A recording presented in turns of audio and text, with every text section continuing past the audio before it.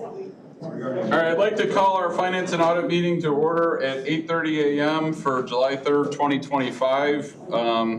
I'll entertain a motion to allow Brian and, is Terry on or?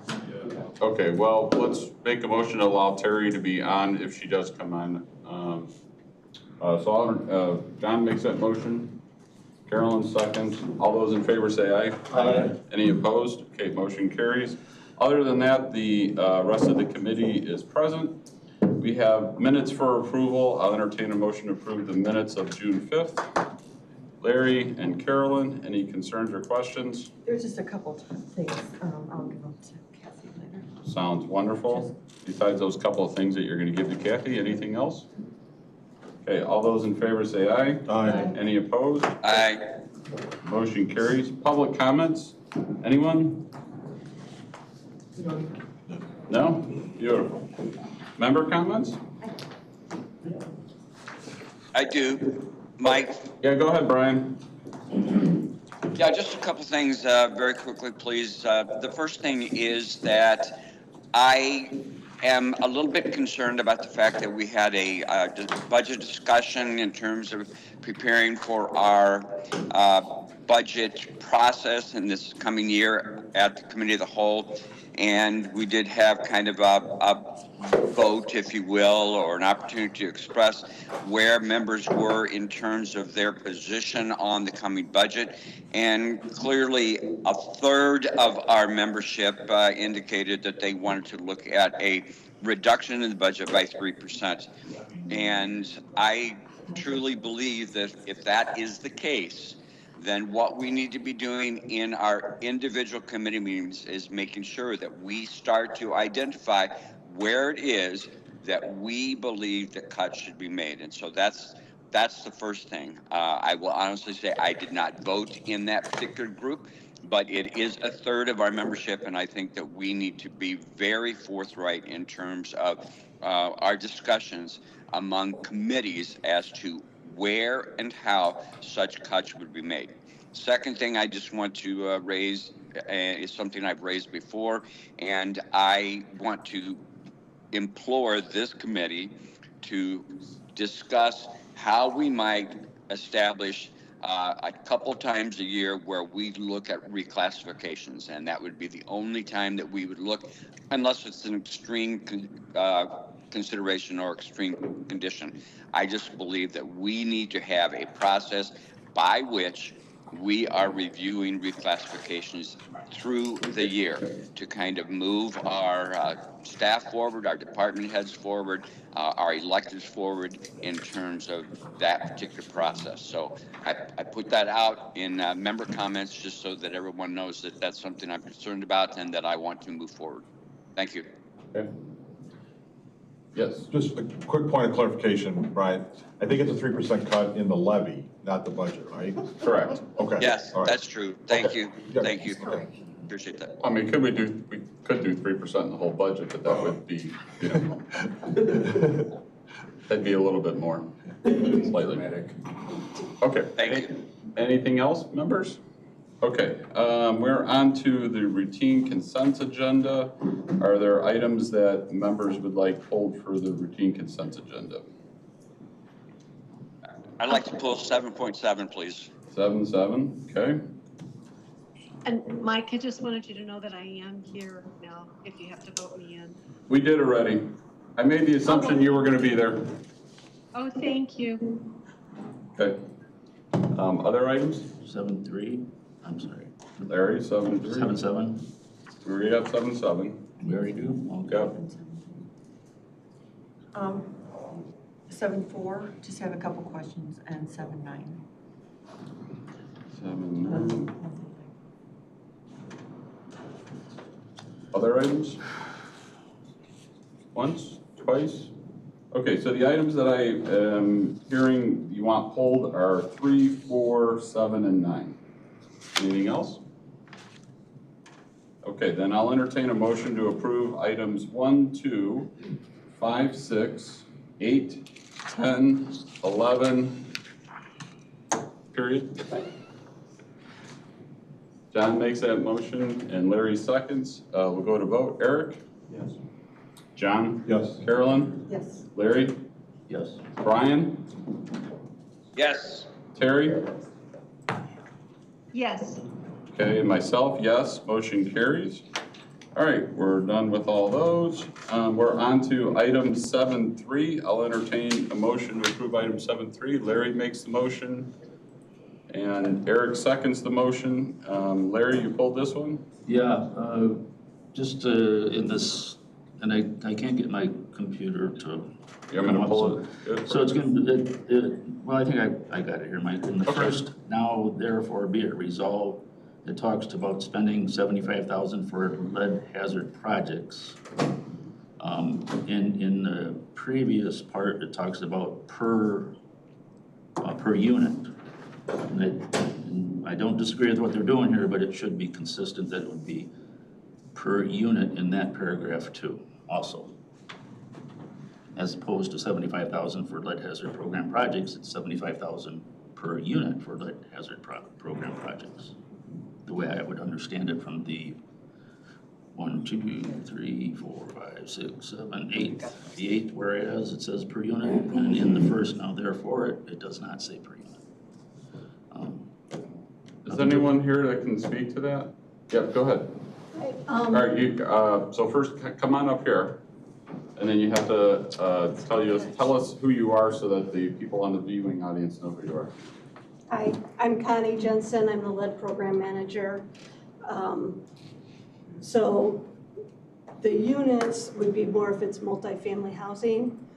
We currently don't have any even applicants for that. But it would be 75,000 per unit, not per project, if you were looking at an apartment building or something like that. And I assume that, it just, for consistency, it should be, say, per unit in that other paragraph is all I thought. Yeah, So so you want us to change that? if we could add that, it seems like it'd be more consistent. Yep, that would work. Okay. Do you want to amend or just make it as a typo that will be fixed? I think typo's fine. Okay, all right.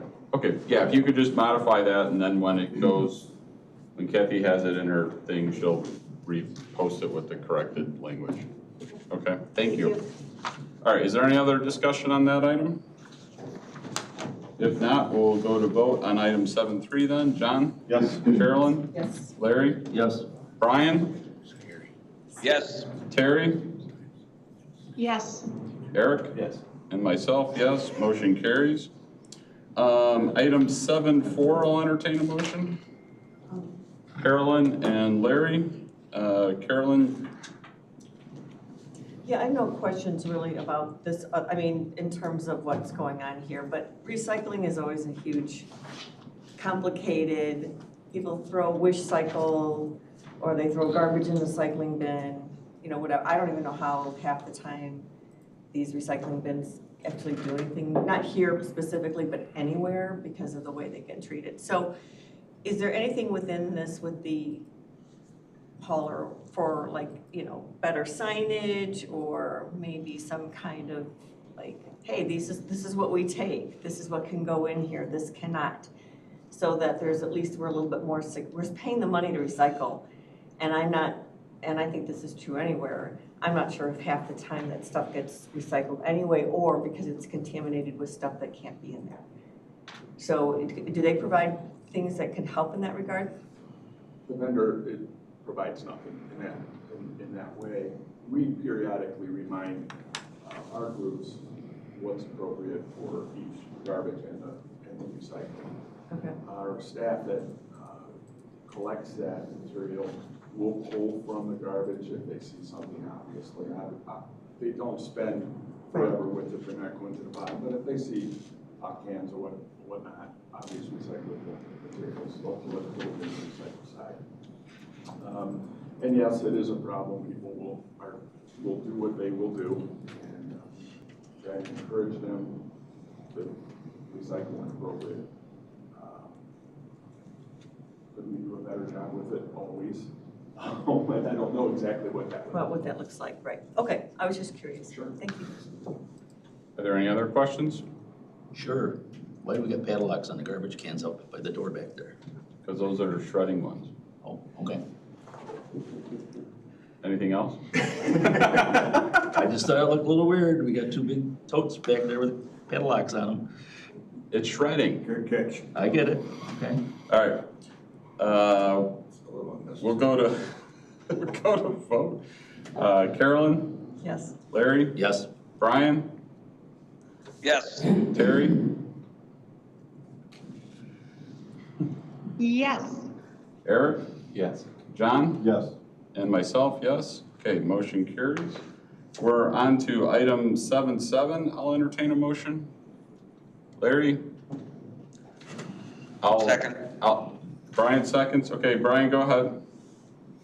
Yeah, I just believe that this item deserves a little bit more discussion, and I will honestly admit that I participated in the law and government session where this kind of went through originally, but I would like to request that the committee refer this back to law and government for further conversation and discussion. So that would be my interest, is to move that this be referred back to law and government for a more thorough review and discussion. So I do that respectfully. Okay, so you're making a motion to move item 7.7 back to the next law and government meeting, whenever that is. I don't know when that is, but. That's, I'll second. I would do that if the committee is willing and the chair is willing to accept that motion, yes. Okay.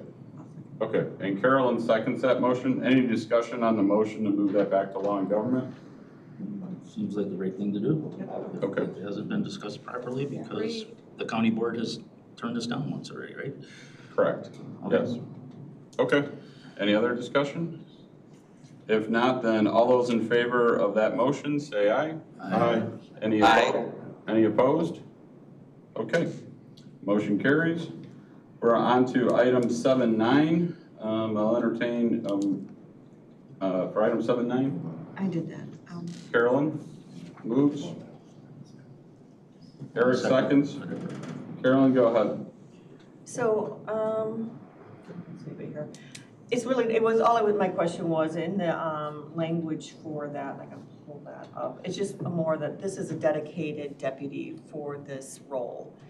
And within the language a little bit, it's like, it says things like, if they're available. My guess is that that's really only relating to if there's another emergency going on, but otherwise it's dedicated to that child protection services. Okay, well, I just But- saw Sandy.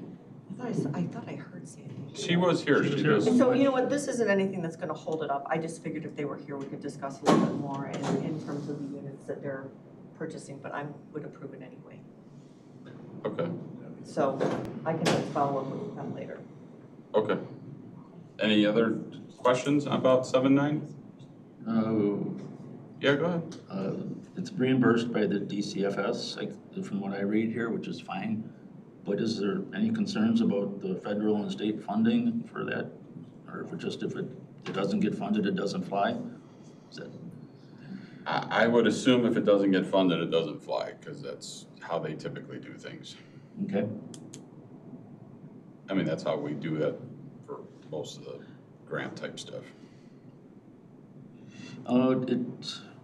It is fine. Just, All that's right. it. Pete, can you follow back up with Sandy about this, about that? Yeah, I know she was here, but no, she's not here. Is that okay? Okay. The only other thing I would say is in the contract itself, it says that they would reimburse monthly and that they had 90 days to do it. So that would be my only concern, that there's not any kind of a, I'm sure they'll have that figured out, but they may not take a full 90 days. I'm just curious as to why they were allowed 90 days when it's a monthly payment and, you know, we have these expenses ongoing at that point. Okay. Both can be true, though. It could be a regular monthly payment, 90 days. Right, later, right, exactly. So I'm just curious about that. Okay. Well, I'll have her ready. that's fine. Or if she wants to send an email to that's fine, she can do that too, but either way. That's fine. Okay, no other questions, and we'll go to vote on item 7.9. Larry? Yes. Brian? Yes. Terry? Yes. Eric? Yes. John? Yes. Carolyn? Yes. And myself, yes, motion carries. Could I back up a little bit? I apologize, because just, my computer's not coming up here with the program, but 7.5, the, a loan without a payment schedule. Is that something I know we voted to pass it, that's fine, and I think it should be passed, but I'm just curious why there's no payment schedule there. Thank you. I was about to interrupt also. I wanted to introduce Misty Mariner. She's the director of the Children's Advocacy Center. I was anticipating this being pulled. Well, my computer's giving me a bad time this morning. Yeah, and I acknowledge there is no payment schedule in there, and I thought we might want to talk about that. It's written really loose on purpose because we intend and expect this to be paid back as rapidly as we can. You know, Misty and I talked about putting in a 5-year loan at $32,000 a year, and of course you could do that, but her answer was we want to do it faster. If we could put in a term like that or something else. Well, you could put in no prepayment penalty. That's what I do with my loans. Well, so why don't you share what the intent is, and then. So at the Child Advocacy Center, we currently rent, and we're looking for a forever home. We used to be up in Woodstock, and someone bought out that building and tore it down. So we were forced to move at that time. We're looking to never have that happen again. We're looking for a forever home. We have ARPA funds that are left over, so we'd like to put that towards the purchase. That left us $160,000 short. We have to do some finagling with grant funds. One grant won't pay for a mortgage, so we couldn't get a mortgage. So we're reallocating funds, but we won't know that complete answer until December when we receive all the funding. So that's why we're holding off on the repayment terms to see what we can completely allocate towards it, if that helps. And then what would be the thought process going forward? We're hoping to pay it off within 3 to 4 years. Okay. Just a reminder, Thanks, Dan. this committee previously allocated $500,000 to the Children's Advocacy Center, and you've got roughly 3 left. 320 approximately. Okay. Do you anticipate it's going to be changed before the board meeting then? That we do something, put some kind of thing in there, or just leave it the way it is? I feel more comfortable with there, something was in there. 5 years, $32,000 a year. No prepayment penalty. No prepayment penalty. You can do that. Is that, Yes. okay, then that's fine, let's Yeah. put that in there, and Okay. if it's paid off earlier, great. Okay. Thank you for explaining it. And Thank you for asking, because I was about to raise my hand. Say, even though you just approved this, I want to have this discussion. Discussion. So are you gonna stay where you are then? Is that the? Yes. Yes. Hopefully forever. Great. Okay, Thank you. anything? Thank you. Thank you. Thank you.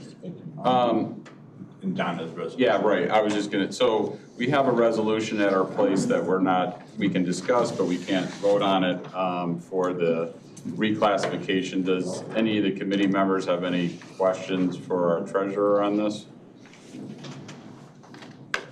I read it, it looks pretty I just- straightforward. Go ahead, Brian. I just want to say thanks, Donna. I appreciate the long-term consideration of this and kind of the quote-unquote the in-house advancement of a professional, and also certainly the fact that you were thoughtfully looking at how we might bring efficiency as well as balance to the staffing pattern. So I thank you. Great. Well, thank you very much, Mr. Sagar. I appreciate it. I do want to say that if I had been a little smarter, this would have been more process-oriented in terms of getting in front of making the change. But we were so busy with the initiation of the hiring process, et cetera, that we just were not quite as quick and timely in fulfilling the process approach. So I appreciate this committee's indulgence in letting us get into the next step, because we want to hire this next person. We've got some great candidates, but we can't actually hire them until we have an accounting assistant 1 position open. So once the board has approved it, then we will be good to go. In the meantime, we're reviewing resumes, and then we'll begin interviewing shortly. We always have the time frame of our tax cycle, and middle of August is right around the corner. And of course, due date being September 10th. So that's where we're at. So again, I appreciate you, and I just didn't want to act like I was right on time with everything. But boy, I tell you, we've got a lot of moving parts going on right now. So, just a question. Go ahead. So no, it sounds like when you were promoting within, it allowed you also to have that person take on additional responsibilities. Is that what I'm reading, or no? Yes. Which allowed you to go back to the level 1 versus a replacement yes. level 3. So what has happened is we identified a candidate early on, probably within about the first 6 months of my being treasurer. We knew that our chief deputy was planning on retiring. So then we put a plan in place, and about a year out, started to develop this person. However, in asking them to take on a whole lot more responsibilities that broaden their position, I came before the board, as you might recall, it's been a while, and many votes since then, and asked you to approve this new position. However, at the conclusion of this transition, why would I want to have a higher paid person when in fact now the old analogy, I need braves helping us with our taxpayers, not chiefs. We can get overdone on that very quickly, and the cost certainly is a big consideration. Yeah, but done under the right circumstances, under the right leadership process, which was in place before me, promoting from within is huge with cost savings and with development of talent and organizational historical knowledge. It's just such a win, and I think this is going to work out well. Okay. Nope, I'm good. Okay. Good, thank you. Any other questions? Okay, thank you, Don, appreciate it. Thank you, Chairman. All right, we're on to item 8, which is budgets for review, and we have only one today, which is procurement. Did you decide to make the easiest one first or something? Is that what? Well, We wanted to easy one. because it's easy, we're gonna spend a minute or two kind of talking about, giving us the discussion that Carrie and I have offered to all of our committees on this first round of budget reviews. It is only July 3rd, and this is like our 7th budget presentation already, so we're doing pretty good. I'm excited that I think we're kind of on pace to have things maybe a little bit closer to done, a little bit earlier. Dr. Sagar mentioned, if there is aspirations of, hoping to keep the levy flat or even reduce it, we do need to have some more rigorous reviews of budgets in this cycle of committee reviews. However, this is in a very deep pockets in procurement.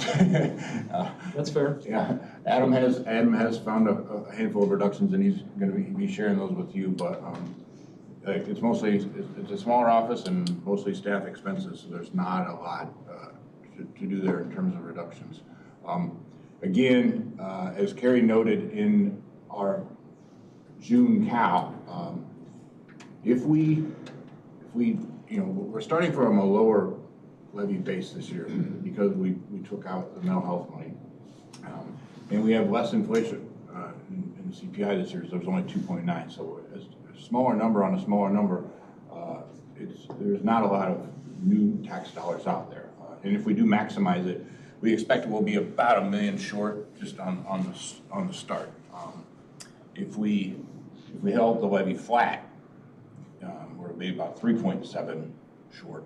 And if we did move to a 3% reduction in the levy, it would be about 5.7 short. So that's kind of our stepping off point as we're going into these discussions.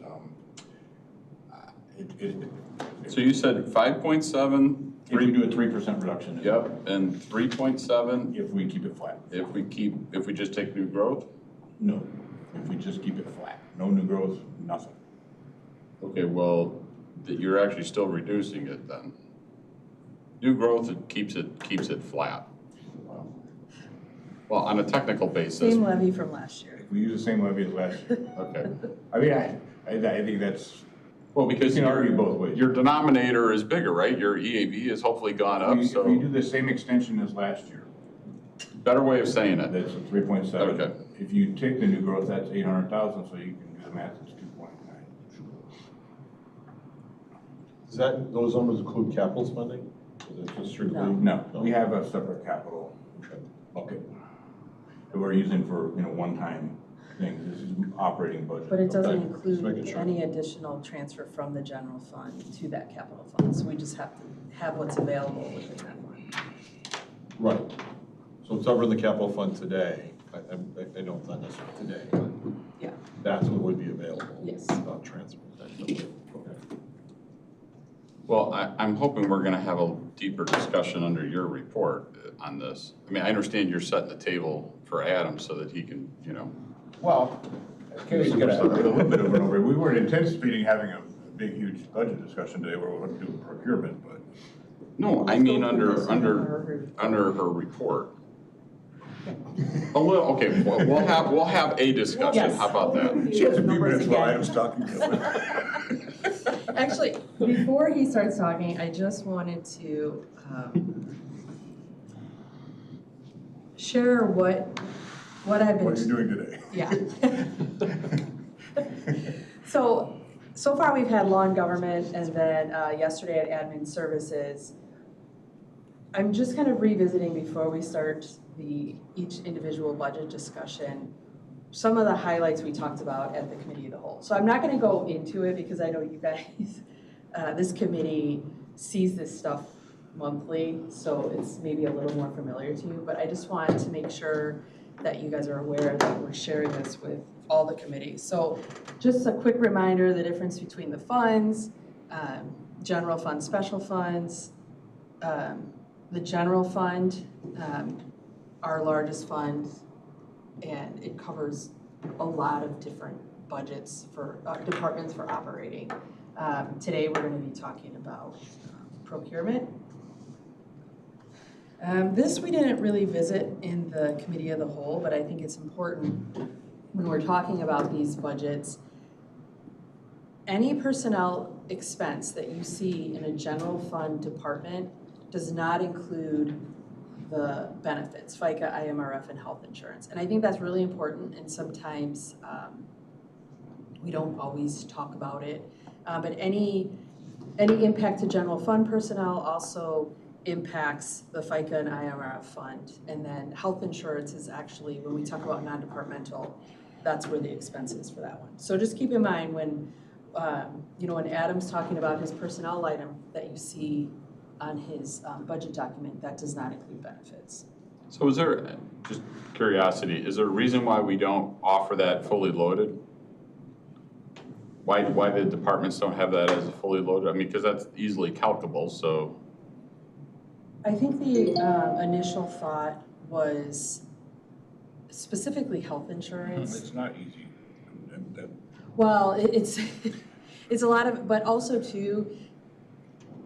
I'm just sorry. So we we have 9 different health insurance options, I think, so to estimate. Well, then we try to keep the, so the departments have their personnel budgets, but that is developed by finance during the budget process. And so there's a tight control, even in the budget policy, you can't move things in and out of personnel without resolution. And so that's really, so finance and then this committee has a little more control over personnel. So something like health insurance, if someone leaves and they were on the highest health insurance plan and that position gets replaced by someone that takes no health insurance, that's like a $30,000 difference. So I think the thought when it was developed was to keep all that in non-departmental, to keep some of the fluctuations out of each department. I guess I'm talking more from a theoretical than a practical, which is what you're talking about. So I guess to answer your question, Pete, FICA IMRF is calculable, right? So that's and those are just all within the same, so whatever the FICA expense is in that fund, that's the general fund. right. Yeah. So I guess when I'm saying health insurance, typically speaking, you have a rate of turnover in each department, but you have a insurance cost that you can directly tie to who's currently there and who potentially would be there. So you could theoretically, and I'm strictly talking the theoretical budget side of it, because I think this does get lost, right? I mean, people look at a budget, and, Adam's got 6 people, right? So you look at that and you say, okay, well, it's gone up slightly and that's, the rate of, the whatever their percent they're getting, 3% or whatever it is. But that's not fully loaded. And now you have these other line items, which again, we can't control, right? Because they're set numbers, but it becomes lost in the whole budget process because it just happens to be in non-departmental. Do you know what I'm saying? Mm-hmm. You're still comparing apples to apples with each of the departments, right? Because it's still the same year over year, unless, again, insurance changes slightly. But for the most part, I would imagine that swing is not millions of dollars in a particular year. Not in total. Huh? Not in total. No, right. Yeah. Right. So the way that we calculate these for the budget is in the software. Obviously these are tied to positions and employees. So we load all the positions and the employees along with their benefits, and then we just take the current plan that particular employee's on, because the pool kind of washes things out. So it is calculated, and it's easy for us to get if that's something you want me to add to the bottom. Because after it's calculated, then we do an allocation in the software to move it into these funds. So it initially starts out in the general fund departments, if that's something you guys want to see. I'm trying to figure out a way to make it more aware for board How much it members. costs. Yes, Okay. correct. Because Maybe I can add that to the bottom, like in your budget summary, and then put the. I just don't want it to get lost, I guess is the point. Yeah. Honestly, I kind of prefer keeping it how it is, just so we could compare apples to apples. Well, we would. I'm just saying when we're doing these budget the presentations, yes, right, right. Yeah, I'm not suggesting to change what we're doing. I'm just saying for this. Included. Correct, so that it's more Yeah, I can do that. realistic about what that department is really doing. Well, I think it's really important, especially as we've seen our salary increase over the past couple of years, to know that it's not just the general fund, the salary expense. And that's where we've kind of seen FICA and IMRF not keeping up. Because those are funded only by property tax.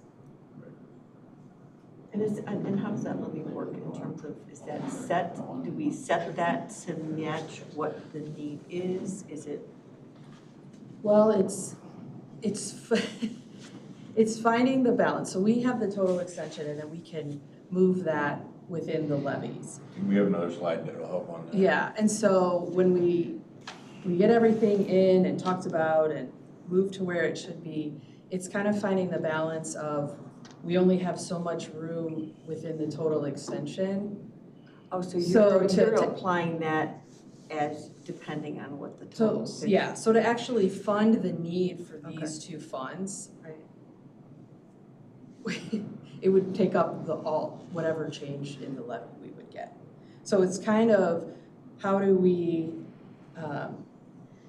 move the levy around to the funds that need it the most? But as far as to fully fund what is needed. You would take the entire levy increase, is what you're saying? It's a house of cards, Carol. Well, it's not, I'm aware of that, I'm trying to figure out where, yeah, okay. So it seems the past several years, we've kind of moved from which funds are the least healthy. So Right. started out highway I know, we're fund. just trying to, It's whack-a-mole kind of. Yeah. Yeah. Right. But that's has a negative connotation. It's you gotta go It's where your strategic. funds are stronger and ones Yeah. ones are placing the weaker. levy where you need it the most. But that's why we talk so much about looking into the out years where the needs of these funds that are supported only by levies, there's not gonna be enough room in the. In the extensions. Yeah. The allowable extension. Yes. Yeah, And that's what Pete was saying, a smaller CPI on a smaller number from last year. right, the levy's not growing. Getting back to the discussion on IMRA, FICA, and the benefits, and putting that on like just the worksheets, not necessarily going forward. You would keep those each separate. Like, I think the insurance is difficult because it just depends on the makeup of what plans were taken in any given year. And that can even change within a family depending on circumstances changing. So, we'd have to look at that, that's on average. Yeah, and that's the way we budget, because like I said, the general fund, it's about just over $1 million a month, cost of the general fund. For health insurance? Yeah, so when that's the employer portion. So obviously there's lots of stuff that moves in that month, but we usually are okay, if people are on a plan or off or increase. Some of the smaller special funds, because all of this is included in the special funds. If it's very small and they have someone that takes insurance, all of a sudden, that's usually where we end up with needing budget adjustments, but.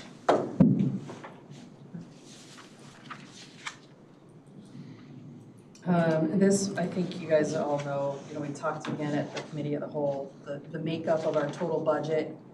We talk a lot about general funds, but it's 40% of the $270 million budget. Enterprise funds, Valley High and ETSB.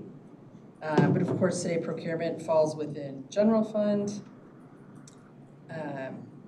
This is the revenue. 100%. The revenue, again, and this is just to kind of focus that, we talk a lot about property taxes, but that's 37% of the revenue that is in the general fund. So again, it's an important discussion and it's a decent part, but there are other. And then the property tax levy, a little bit, Carolyn, what you were getting back to is, so this is the 2025 extension. So of the total, 61% went to the general fund, which, as you saw on the previous slide, is just one piece of the revenue for the general fund. But the majority of these other special revenue funds, this is their only source of revenue.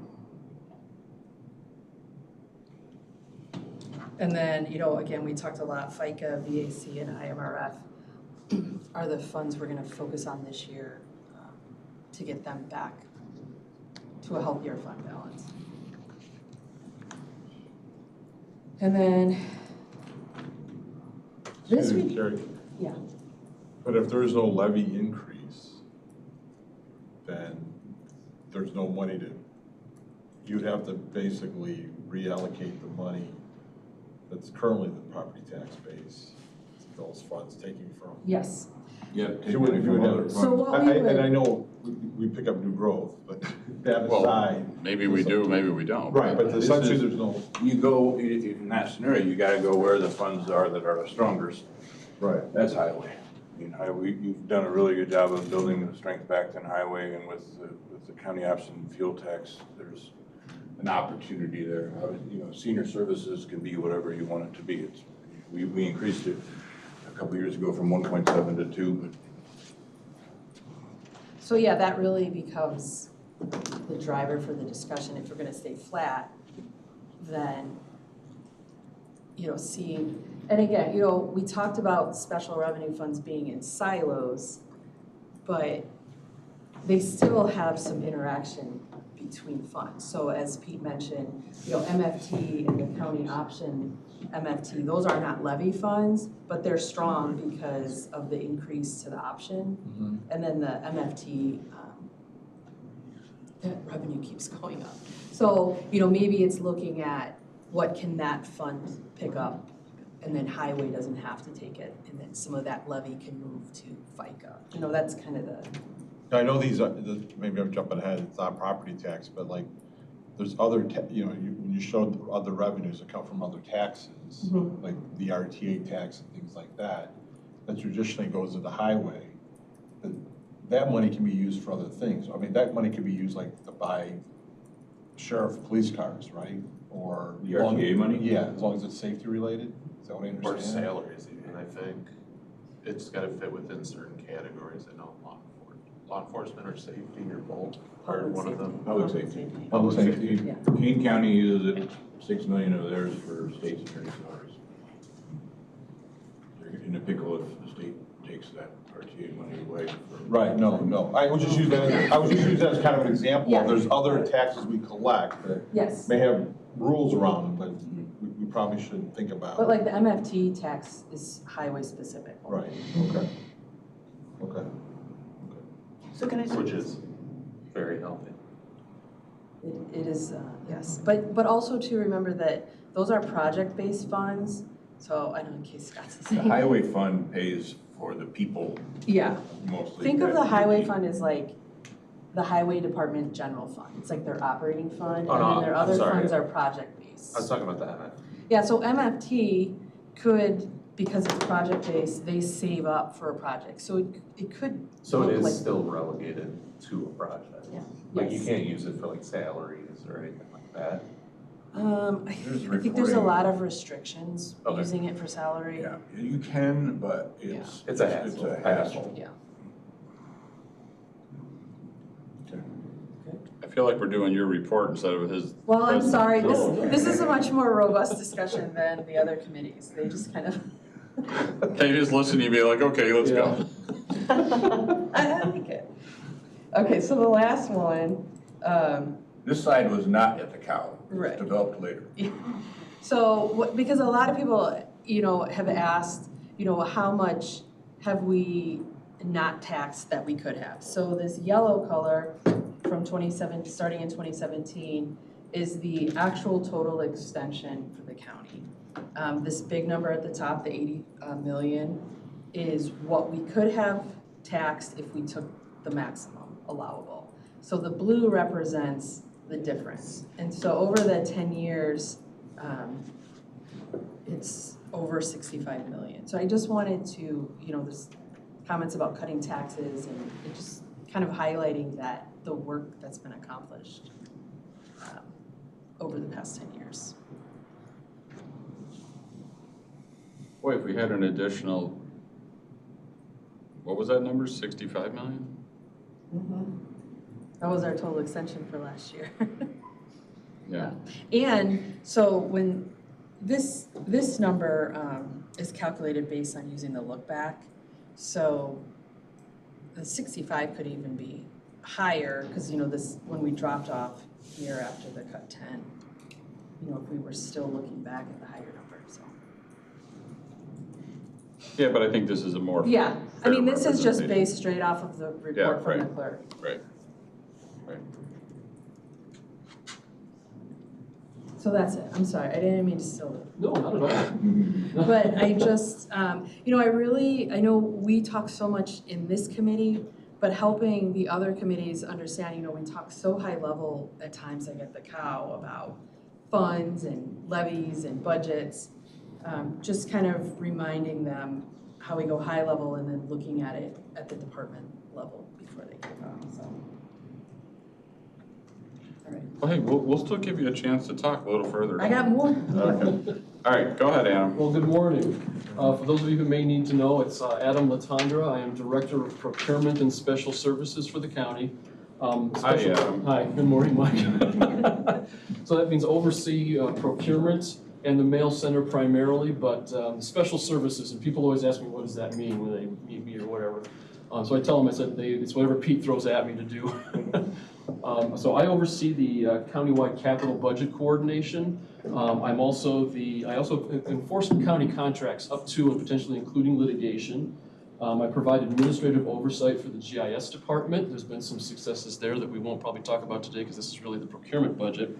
But I also serve as treasurer for the McHenry County Fiber Network Consortium that the county is a party to and is established by an intergovernmental agreement. And you probably know I'm in charge of coordinating the county's broadband efforts as well. So that's where we are. But in deference to what the committee and the group of the board has been talking about more recently, I don't have a fancy PowerPoint or anything like that.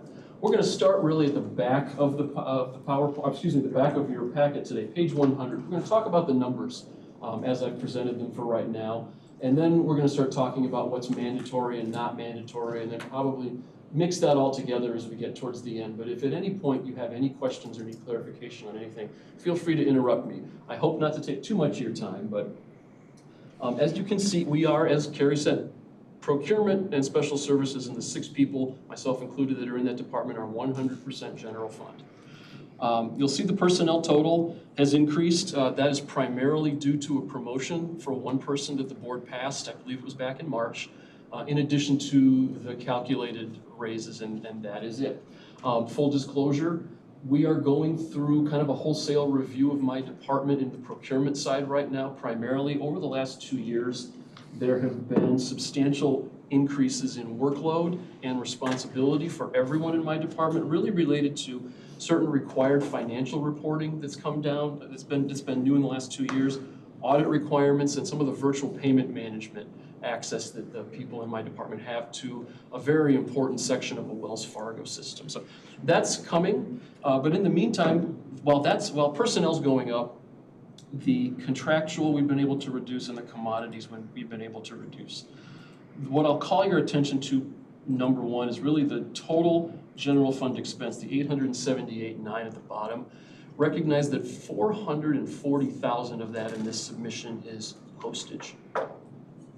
The rest of it is salaries, a lease for the mail center, postage machine, and the rest is we run this operation on near to or $18,000 to $22,000 a year. That's it for all procurement for the county.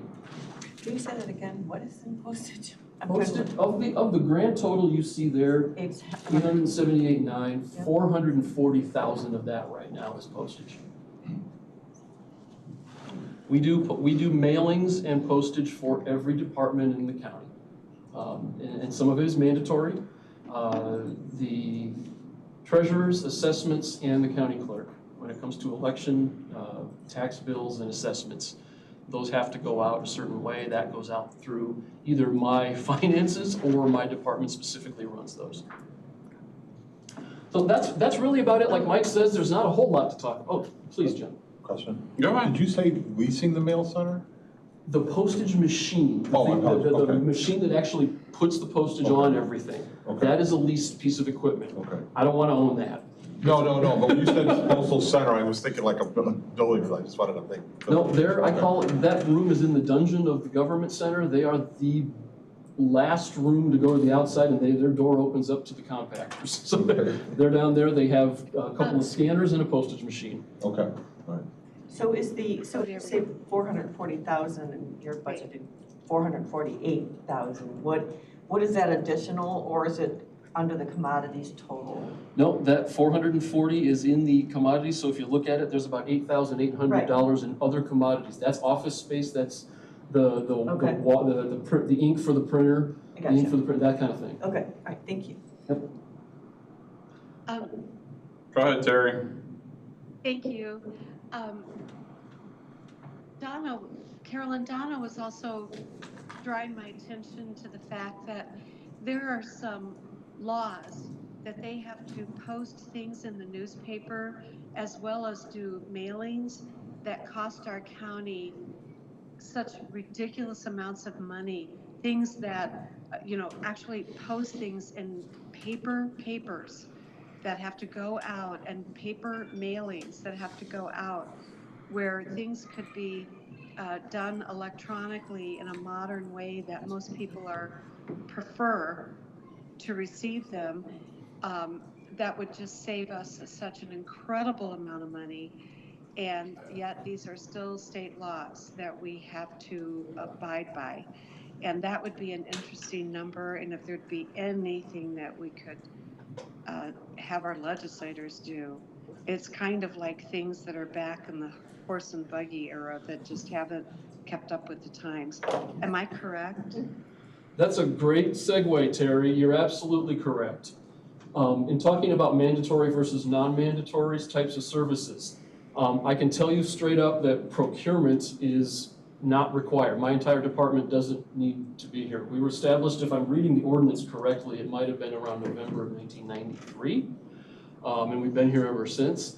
However, should you do that, all 28 departments that rely on us for mailing and for procurement, bids, RFPs, RFQs, what have you, would be forced to revert back to following the state and would have to comply with everything the state requires in terms of procurement. You would lose your local control that you've built into your purchasing ordinance, quite frankly. Oh, well, I don't, and I don't mean that so much as just mechanics of things that have to be posted publicly, like in Donna's case, where things have to be posted in the newspaper, like a paper.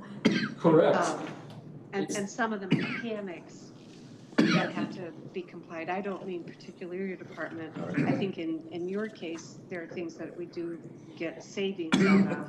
I'll choke But I just need some of the mechanics of how we go through things.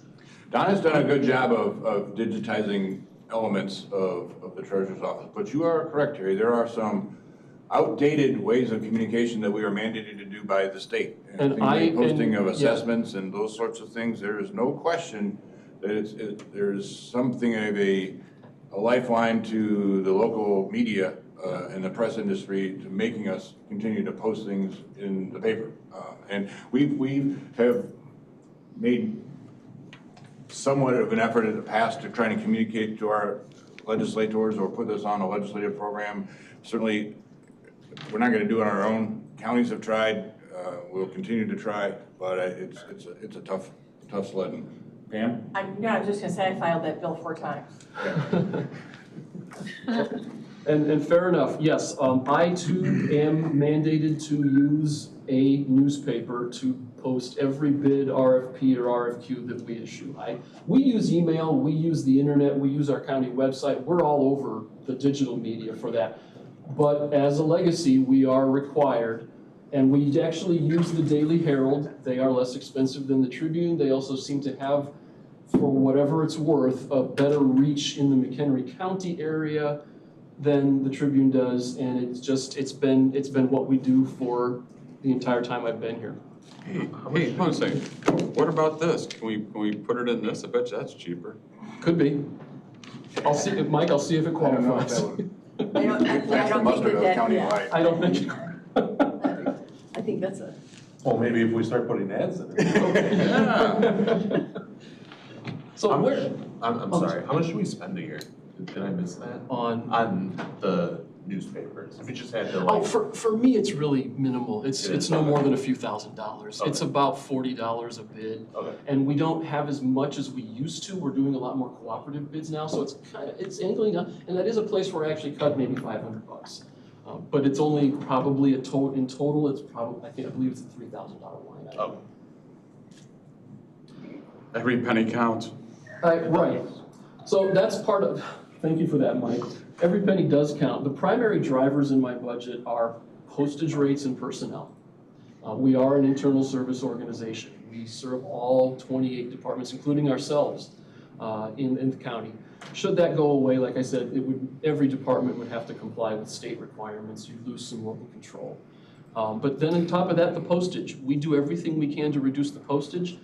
And I'll be frank with you, the post office does not help us in that regard.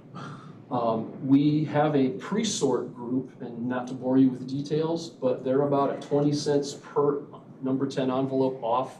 If you can run it before they show up at 2 o'clock, the post office actually brought us this group. So we signed on with them, and it's a lower rate. noticeably, about 20 cents per per letter. That if you sort it a certain way, they will take it, they'll pre-sort it for the post office gives us those savings. Everything after that hour, everything we can't do that way, goes regular mail postage. We do get a slight discount because we have a postage machine. However, July 1st, both that next sort pre-sort rate and the regular postal service rate went up. They were merciful, they did not increase us January 1st, but in 2024, they raised it 3 times. So everything we're doing to cut back on postage is just getting eaten up by the increases in rates. And last year in particular was a very expensive year. There is no more expensive year for postage than a presidential election year. The increase, I did a back of the envelope calculation when they had the seminar about the rate increase.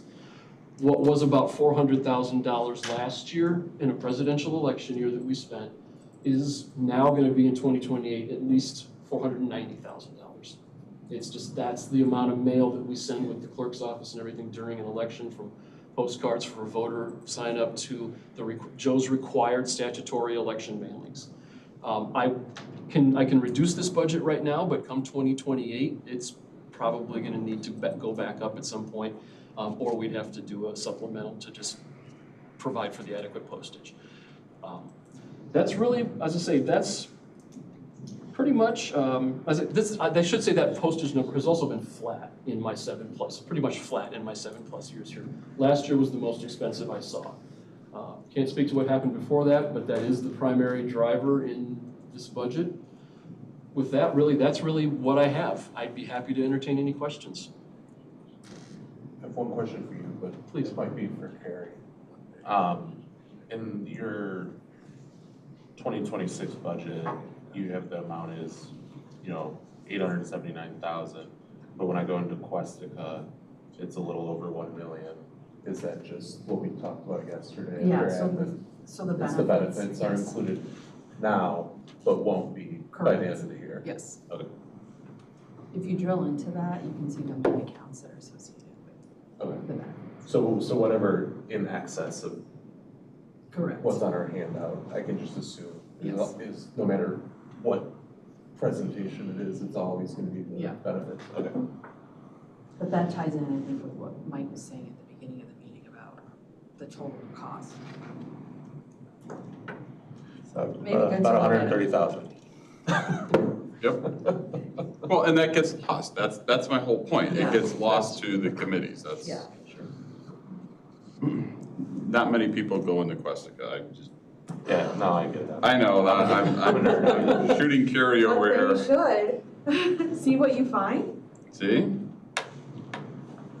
I lost 10 million somewhere? It's not lost, it's just sitting in the wrong place. Okay. Anyways, all right, does committee members have questions at all? There's a lot of silence. Mike, I just want to say I appreciate so much, Adam, the efforts that you all make to kind of deal with these postage costs and all of the requirements. It's a complex set of issues, and I really appreciate everything that you're doing to try to keep that under control when we realize full well that the Postal Service is just a difficult entity. I'll be kind and say a difficult entity to work with and to continue to be knowledgeable about what those costs are and how we can best try to manage them. So I just want to say thanks. Appreciate it very much. Thank you, Brian. That is all credit due to the 2 employees that are in that department right now. So you were talking about foreseeing some challenges in terms of staffing, maybe going forward at some point, or I may not have heard that correctly. Not challenges, but there is increased costs, frankly. There are the 3 people in procurement have had a lot put on them in the last 2 years in terms of reporting requirements and workload that is not related to procurement, quite frankly.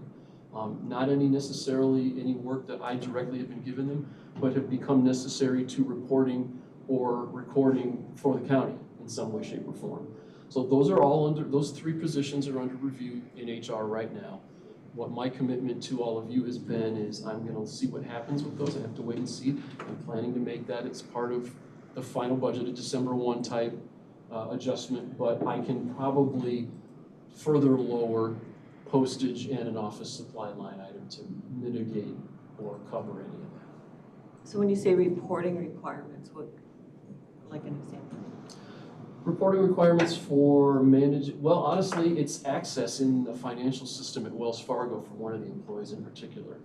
They are a person who has access to an incredible amount of financial reporting and data information on the Wells Fargo side that relates to the county, and there's responsibility there. That is considerably more significant than the data entry that this person is normally considered to be doing. Similarly, the audit over the last couple of years has brought a few reporting requirements that we have had to manage on vendors in D365. Again, what I've been told by HR is this is simply more responsibility than has ever been recognized for these positions that I have in my department. It wasn't this way when I started 7 years ago. It is this way now, and we're being asked to do it. I have no problem with it. I believe we have the capacity to do it with the people we have. It's just caused, it's triggered an HR review about the grading positions of the people in my department. Okay. Anything else by committee members? No. Is the consensus of the committee to move this forward? Yes. Yes? All right. Yes. I see heads shaking, nodding. Okay. Thank you all. Thank you. Appreciate it. Thanks, Adam. Thank you. Back to Carrie. Come on down.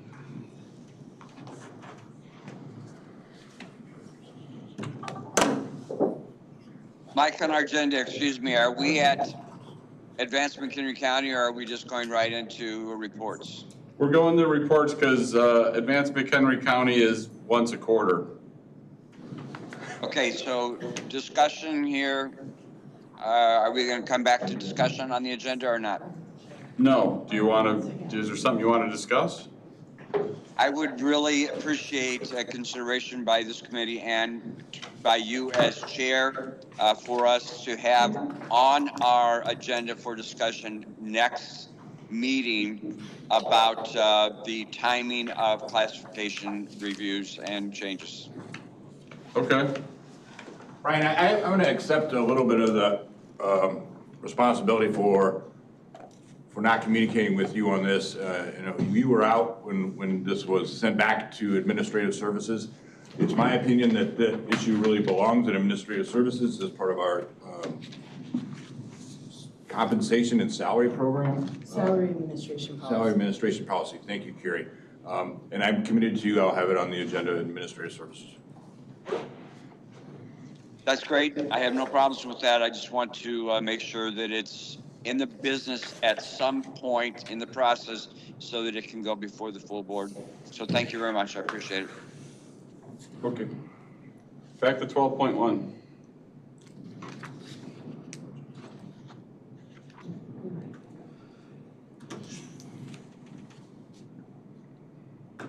Okay, so this is,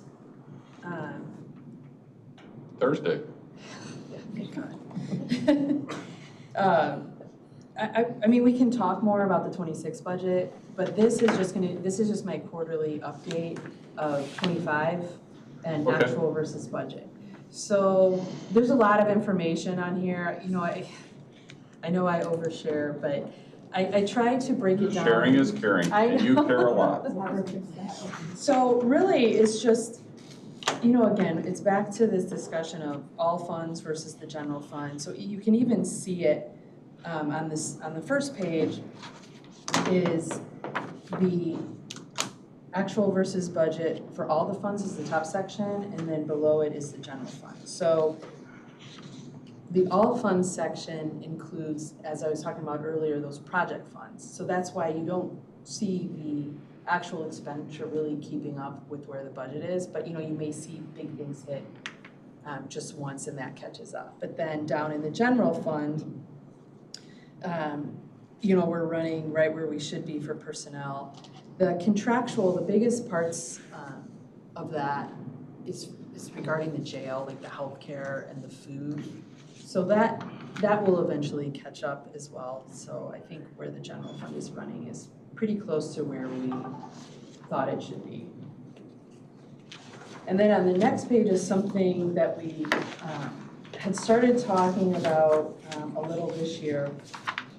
And this is in regards to what resolutions that are approved during the current fiscal year that utilize fund balance.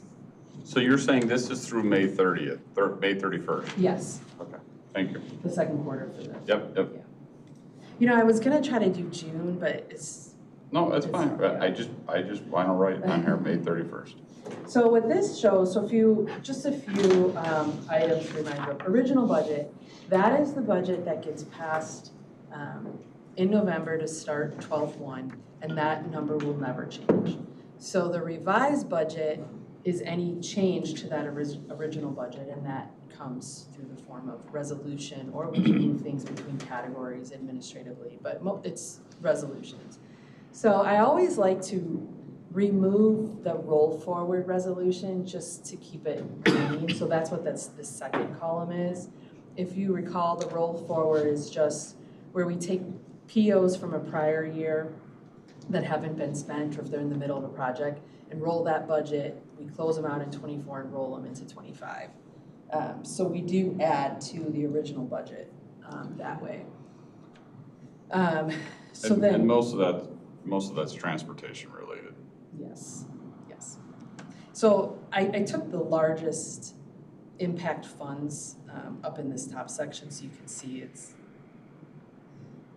it's all mostly highway in general.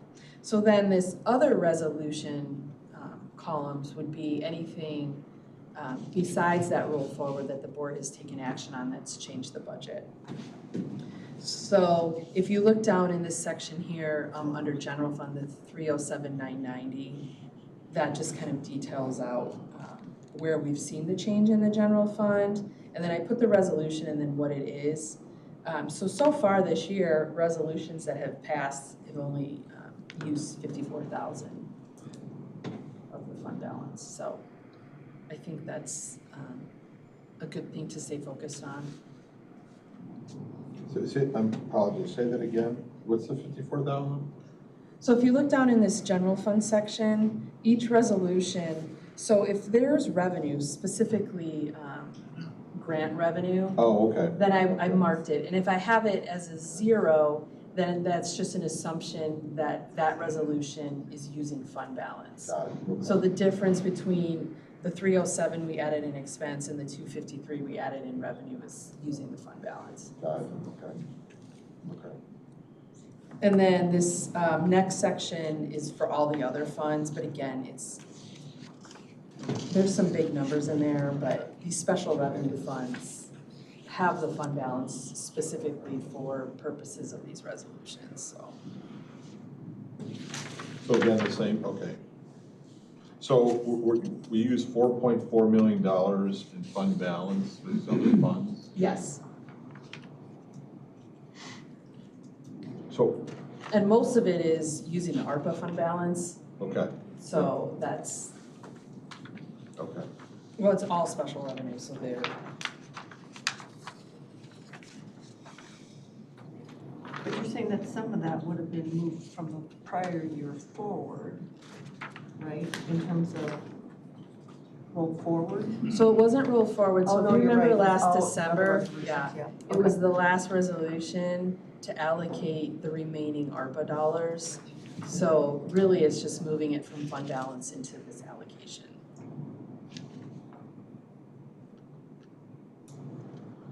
And then I have all the information for the other funds in case you're interested, but. This is great information. I mean, it's. Well, it's good, I think. I'm happy that the board really wanted to start looking at all this stuff earlier for the budget and then more throughout the year, so then it helps, as you're considering all resolutions and the impact. So this next section is revenue. And revenue is a little hard because, you know, our payments from the state are a couple months behind. So I think this 29% realized is a little, I mean, I don't think it's that big of a picture. And the next page has the major revenues, so we'll talk about that. So I'm sorry, it took me a minute to find it. So say that again in terms of what would. So if you just look at, as of May 31st, if you say budget versus actual received for revenue, it's a little misleading because some of these revenues, specifically in the other taxes, it's not 6 months of revenue that we've received, it's like 3 or 4 months. So this 31% realized when we should be closer to 50 if we're halfway through the year, I think can be a little deceptive. So that's why in the last page, I kind of broke it out based on what we've actually received. Does that make sense? Whereas like, see like licenses and fees, that's more real time, so we would expect that one to be over 50. So the others are timing issues. Yes. And then I just broke it out for the general fund. And then this last one is the major revenue funds for the general fund. So what I did was, so for the 1% sales tax, you know, if you just look actual versus budget, it's low, but that's only 3 months that we've received from the state. So actually these major revenues are looking good as well. And again, this is as of May 31st. Correct, yes.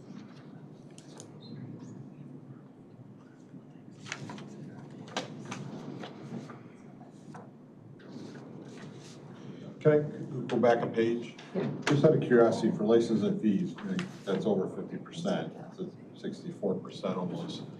Would you say that's normal to be like that much over this time of the year, or are we seeing more? You know, I think that can be driven somewhat by the courts.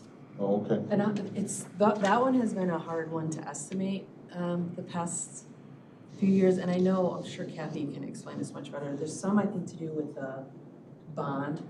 There was some bond money that they can't use anymore, but that's running out, and that may be inflating that number slightly. Oh, okay. The Safety Act? Yep. Yeah, so they can't use Pretrial it, fairness date. but there's still money in the fund that they're spending on. Right, so it's getting spent down, but not replenishing, Correct, so Right, it okay. could, yeah. Okay. because there is none, right? Yeah.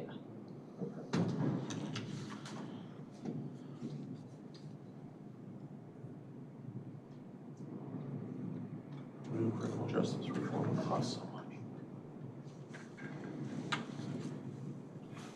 Nice to see interest earnings up so much. Yes. That's huge. Donna's doing a really great job.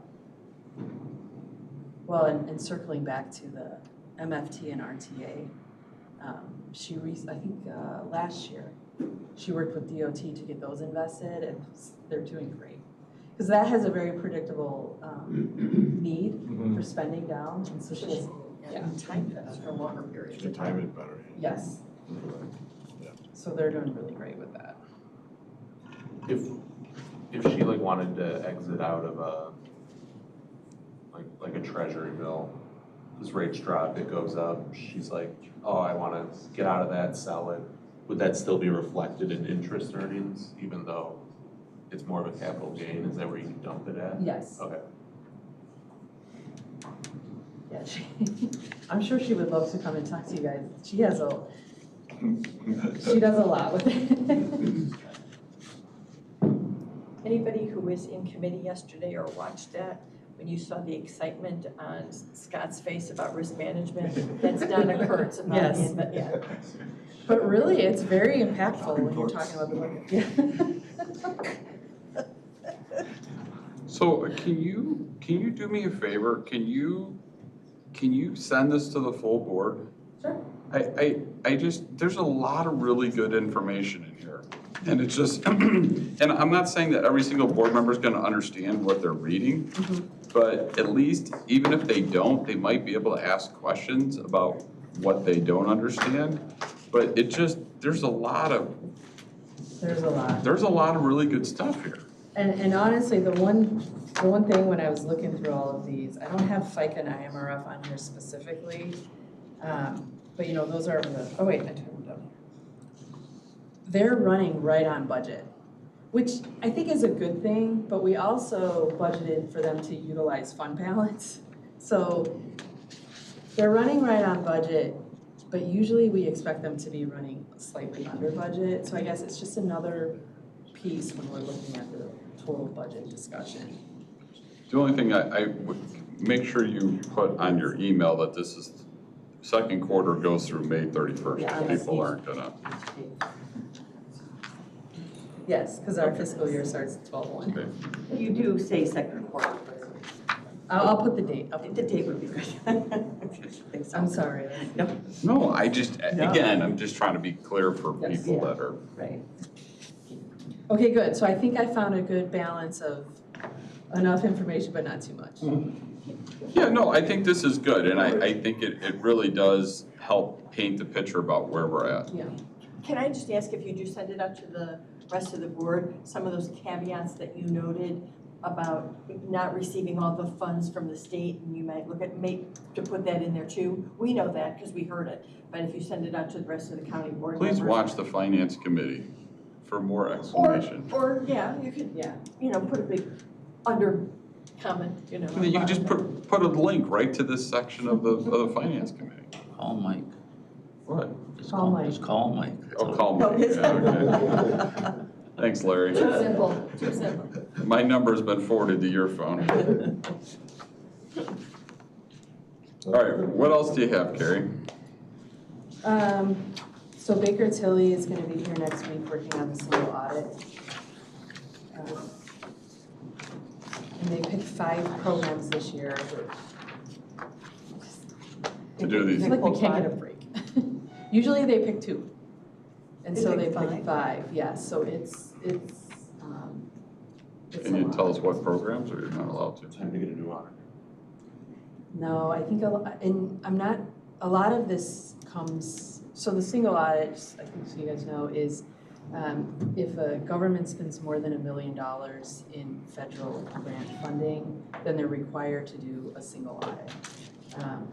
And so that's where they come in and they do a really deep dive on usually 2 programs, but we have 5. So we have workforce, home, which is under CDBG, ERA, which is emergency rental assistance, ARPA, which they have to pick ARPA every year, and the 5310 grant, which is the portion that's reimbursed by RTA for the MC ride for eligible riders. So all departments are kind of getting hit this time. Yes. How come they picked 5? They gave me some criteria. So ARPA, they have to pick, ERA, because those are the COVID ones, they have to pick, and then they have to pick a couple major programs every year. So, we have a lot of grant funding, but we only really have a few major ones, like CDBG, Workforce, WIC, under Health Department. So, it's fine. We're working through it. It's just, they even get down to the level of looking at like an ERA and home and workforce, taking the total participant list and then picking a sample and looking at their file to make sure they're eligible. So it's that type of level of audit. So it's a lot, but last step for the 24 audit. Sorry. And is this earlier now because everything else got done earlier? Yes. Yeah. Well, we were about this. So all of the reporting to the Federal Audit Clearinghouse is due August 31st. So we just like to have it done. Not have to worry about that date. So did you have anything else before I ask questions? No, that's a lot. That's 5 programs. Well, I'm teasing. No, that's it. So how has the budget presentations been going in the other committees? That wasn't a loaded question.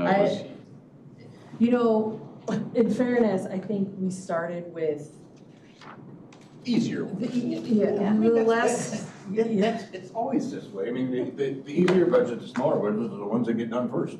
yeah, you And know, there's not a lot of ability to maneuver money or even consider, because most of the services are mandated, right? I mean, so they are the easier. I don't know if budgets. they're mandated, but Well, a lot of it is. Well, we I did- mean, what we heard in law and government it was. we did county, board, chair, and admin yesterday. I'm sorry, say that again? So we did the county board, Oh, the county board chair, and county admin, and risk. in law and government, they were what? Public defender and EMA. Yeah, and Yeah. there was, Yeah, we're talking about quadrupling the board members. although there were requests from Mr. Terrio and from the sheriff for salary increases And, I'm sorry? and others. and others. I'm sorry, what did you say? There, the clerk, Joe did a nice presentation, but he's asking for obviously an increase in salary because of the combination of the offices and some services. And then in that conversation, the sheriff's department also indicated that they would be looking at an ask for an increase in salaries. And then that's, if we did that, then we got to the treasurer should also be included in that. And then we got to And the, circuit clerk. But just. Stop there. That would be, well, it's, everything you said is true, but it's not for fiscal '26. no, it's really, right, It'll that's be true. for those people sworn in, whether it's However. Joe Terrio or somebody else, whoever, people sworn in December 1st of '26. However, if we take less and we have less in that amount, you're already adding additional expenses to something that we That is don't undeniable. have. And that was our conversation, right? yeah. So you're already considering new expenses at potentially a much lower base to begin with. So that's how the conversation I got will started. say, so far, it's been, more discussion on the, it's not just like, here's my budget, pass it, move on. So I think, Sorry. She's mad at me now. so I, So you feel like there's more discussion, there's more engagement? Would it make any sense to have some type of running total of what's being asked? Like a doomsday clock. Well, I mean, that, We just heard like all these, all these, there's, all these salary requests are coming in, so, and things like that, and, we're kind of working off, you presented information at the meeting, but that number is gonna keep shifting, right? well, and we do, I mean, we will have that. That's when, From paper. a lot of, like, when Pete started the meeting saying, the 5.7, 3.7, that was kind of based off of an initial first pass of everything staying the same. and it only gets worse from there. Yeah, so in a way, all of the budgets that have been presented so far is really just things staying the same. And at least in admin yesterday, I think it was, like it was said before, kind of like the easier ones to do and lower dollar amounts. I think I personally predict the real, I guess, engagement's gonna be when everyone's talking about it at COW. Cause then you're gonna have 18 people instead of, 6 or 7. And everyone's gonna be seeing the big picture, not just admin or, we'll probably, in this committee, we'll probably have like the most thorough discussion. Absolutely. But I do expect COW and the board meetings to, whatever the budgets were that were approved, something will change, I imagine. No, I think it will, and I think that's, you're rolling, you can come sit up here, get on No, this. I like it. You're still on the camera though, No, she's not, is she? Yeah. That's why I sat here. Yeah, go ahead. Well, I also, to John's point, that's one of the things that we're discussing in admin services yesterday, and it's my little soapbox speech, but I also asked that the things that we can actually literally consider, which is again, salaries, benefits to those elected officials, to ours, how much that is. Terry asked for a full number. That will be brought forward as a possible consideration. So as those budgets are being presented, I am at least asking what can be eliminated, what can be reduced, what can be increased. We can always increase fees and certain, charges. what do you want to do? Okay, state of Illinois. Yeah, really. It's just a conversation. Yeah, But that's what I'm saying, to both John and Eric's point. When you get to the full conversation with everyone, hopefully there will also be some recommendations to look at, to discuss, to consider.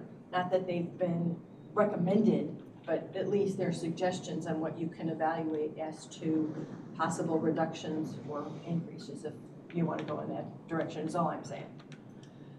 Well, yeah, so this is kind of in the weeds and philosophical, but you know, the whole discussion that when Pete was talking earlier about new growth and not taking new growth, and that you're talking about the same extension, right? So mathematically, you know, if we were to take the same extension, people's property taxes, if everything stayed equal as far as their assessed value and all that, would actually still go down even if we took this same extension, because the total EAV in the county has gone up.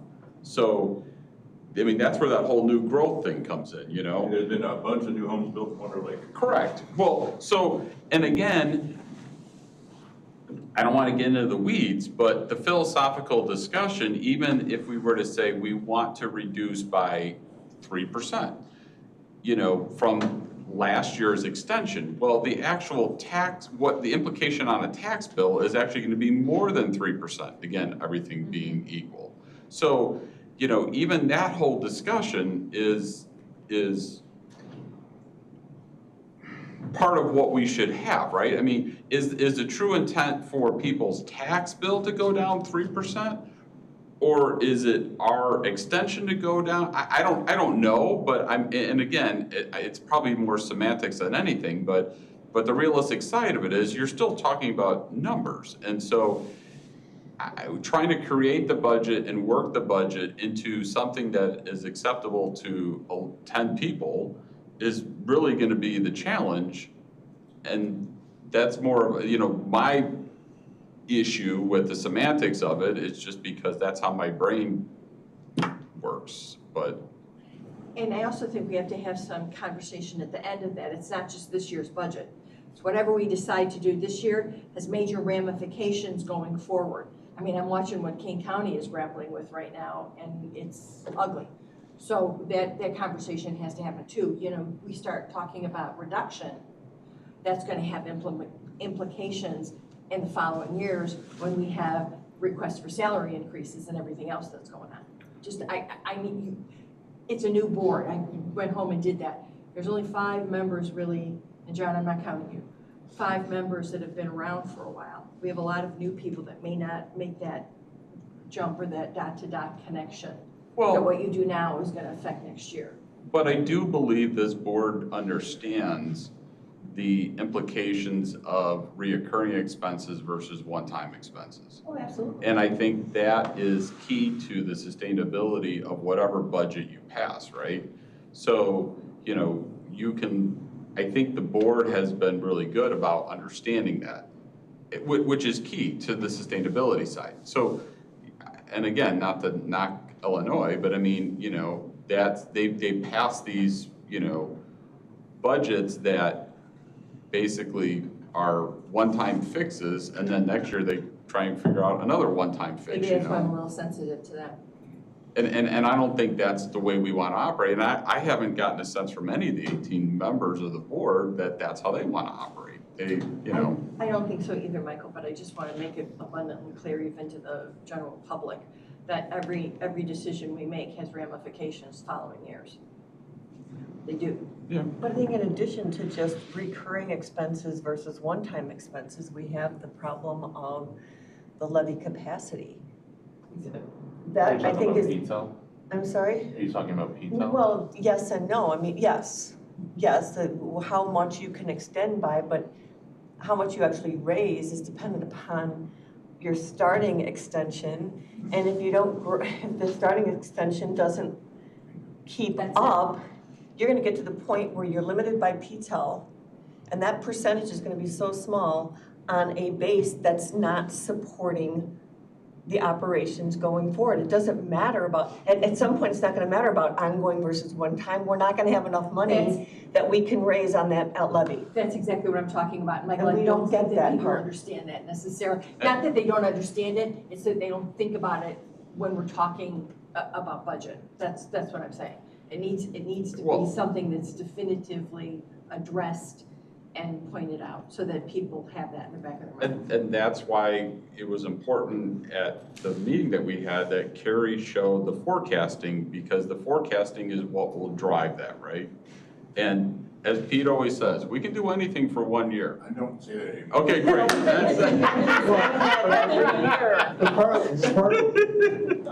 Part of that challenge is, Slack. That's why I'm sitting over here. we've been showing that chart. The first time I saw that chart was in 2020. Yep. So that chart's been showing the exact same thing, where there's divergences gonna take place. And it's happening very quickly. Well, and even if we And start next year at this time, we're automatically, even if we start with everything the same, we automatically have $3 million of additional ARPA expense that we have to factor in. So that 5.7, automatically grows, and that's with no other changes. So it really does push us out. Well, and that becomes the sustainability issue Yeah. of what we have for our reoccurring expenses, which is why when we were talking about all this, it's important that we look at if we are, whatever our intent is, it's reoccurring expenses that we can really make a difference, because that will be going forward.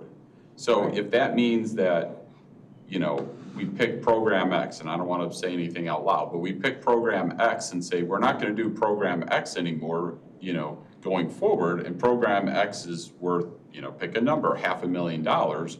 Well, that $500,000 comes out every single year at that point. And that is what we need to be looking at if we're making these cuts. And I think, just to add to, I do know that we've had that chart that says if we do this, we're gonna be $1 million down, or 3 million, or 5 million. But I think what gets lost is, again, that capacity. So we can we're talking about recurring expenses that have to be pulled out in order to not get caught in that situation where we have these programs. We talk about the fiscal cliff for RTA. I kind of look at it more as a fiscal slope that, like, once we hit it, we're rolling down. I don't know at that point. The idea is to try to get ahead of this before that happens. That's the reference to Kane. Mhm. That's what they're doing. No, I know, and that's, Hit it and go. and there's a lot of counties that are in the same boat we are, right? Because they're having the same discussion. Huh? Our boat is better than most counties. Well, I know, but my point. We're not. There's gonna be a really big iceberg We're take not us down. bailing yet. We may be sinking a little, but we're not bailing. Well, but that's the point. The point is that I don't want to get into that position, right? And I want to be smart about how we're doing this. And so all we can do is have the discussions at the board level and make everyone aware, or at least understand as best as possible what we're trying to go through. We could do a look back, right? So we could do a look back and recapture the 10.75 million from mental health. I don't think the board wants to do that, but that is a way. It's an option. Well, it's an option though. But isn't that window closing? How many years can you look back? 2. 2. 2. So we have this year and. That's not happening with this board. No, I'm not suggesting it is. I agree, but it's an option. But I'm saying that window closes quickly. It's an option, but it's not happening, so it's not an option to me. But Larry, I can't take, I feel I have to present all options. Whether it's a votable option that can get 10 votes or not, I can't worry about that. Would that take That's it back on so that they would move them back onto the property tax? Is that what you mean? Or can No, we it capture would that? actually be both. Well, I understand that. So that's the question. So it's getting back that capacity, but they stay where they are, is what you're saying. Who stays? So mental health Mental health doesn't change, it would just be, instead of our base being Right, so we 65 million, it would be recapture that 70. capacity, is what I'm asking. Yes, correct. So yes, But mental health would still be funded through sales Sales tax. Yeah, Right, wouldn't so it, that's the look back option, right? correct. Is that true though? It wouldn't be, You put the under. way I thought it would work is if we That's not added gonna that back in, they would then be getting, No, there's always been. there was a separate property line, right? No, because they're, For mental health board? no, no, Everything it's, came out of general? yeah, which is why, No, there was a separate levy, It was a separate slice, just like highway, Right. just like FICA. and we just zeroed So I out think each they slice. just get, It was That was under ours. the- no, because No. we control that levy. We I guess control that. maybe I'm not understanding what you're asking. Right. They wouldn't get both. Yeah, it could be The levy is adjusted. this number, like 2.9%. We divvy that up between the different Yeah, we're funds. talking about the total versus each slice of pie. So Correct. the total would grow, mental health slice would still be zero. Right. Right. Yeah, We're all saying the same thing, just But different ways. we did say we weren't gonna do that. I don't know if it was on the referendum question or not, oh, I don't support it. but I don't think anybody's. I mean, that's- Just to be clear, I just had a question. I think it's Well, one of that's the those. purpose of the conversation, right? But I think it's one of those things when, you know, when we're discussing this, and it is significant, and it is serious, you discuss it so that if you are interested from a constituent perspective, you understand we considered it and we said no, or we said yes, whatever. But, I mean, I think that that's important for people to understand we do take this seriously, and we do make statements and we abide by them. well, and I'll be honest, the whole issue with the look back is you don't have a choice. You gotta go back to whatever that number was. You can't go back to half of it or a third of it or whatever. You gotta go back to that number. That's how the law states it. You can do whatever you want after that. You could cut them again if you wanted after that to reduce it back down again, but You're right, there's a process. there's a process, and You're I'm right. not saying I agree with it, but that's what we get when we have detail.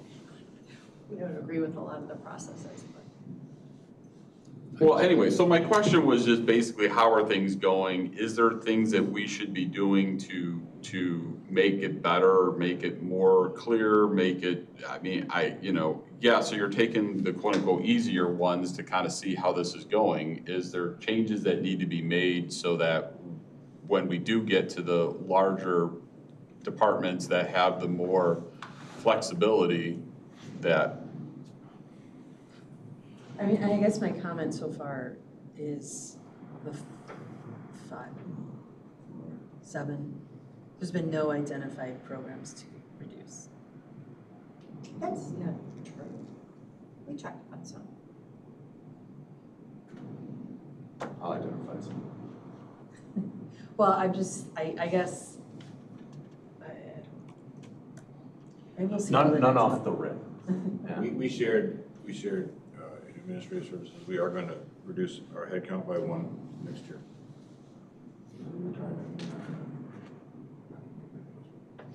But in terms of programs, we had talked about a little bit hypothetical, if we had to reduce programs like in emergency management. Yeah. Right. And some of that I guess discussion that's part of the good about that. discussion. It would help us in the short term perhaps, but it has a trickle down effect onto our municipalities that rely on us to be, emergency management coordinators. That was probably one of the robust discussions, David. That's what I'm saying, we identified in discussions, but I don't think it was any formal action that we directed. We just said. these well, are as things long we as need to we're, look as at. long as we're capturing those items I think so. and putting it on a spreadsheet or however we're putting it, so that the board can relook at those options, because ultimately when it comes down to it and the board says we want the extension to be whatever they want it to be, that we can try and fit into that. We had a presentation at Law and Government about moving our pretrial services from 4 county employees to 4 state employees. And that is happening. Judge Feeder sent the letter July 1. I saw it. It's done. It's going to be about a 6-month transition period, but next year we will save north of $400,000 in that exercise. It's being offset by a request for some additional sorts of services, but still, we're going to have a net of over $100,000 positive through that move. Okay. So there's savings. stuff, there's And again, as long as all those things are being captured somewhere. Somewhere. So that we can have all those discussions, that's what's He has important. notes, I'm looking at them right here. We, Carrie and I, and Maureen will be meeting with DOT on Wednesday of next week. It's gonna be a big meeting.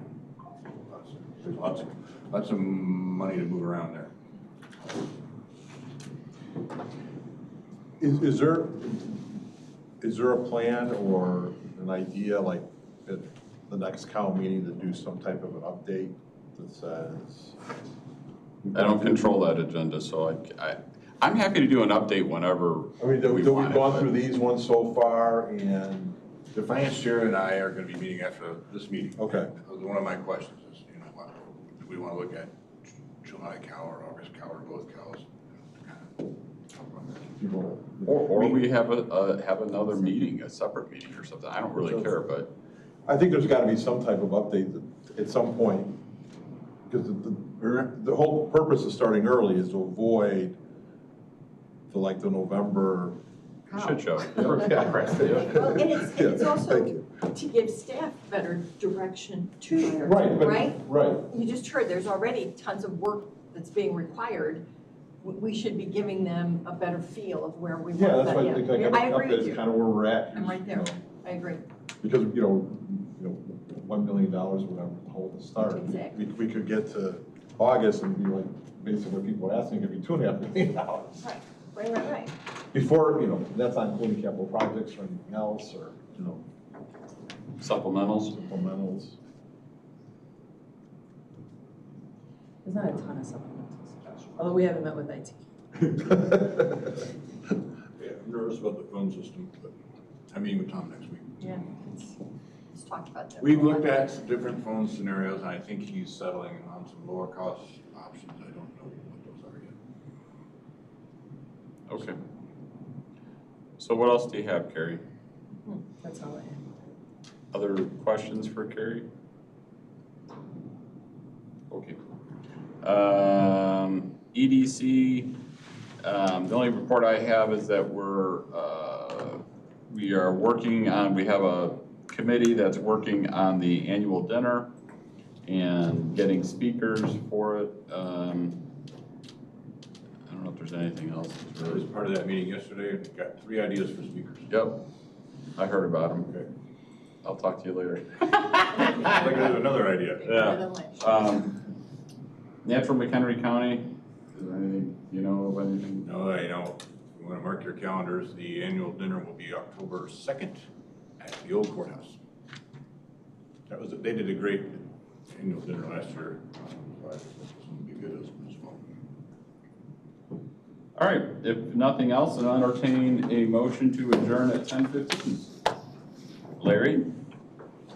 Eric seconds. All those in favor say aye. Aye. Any opposed? Aye.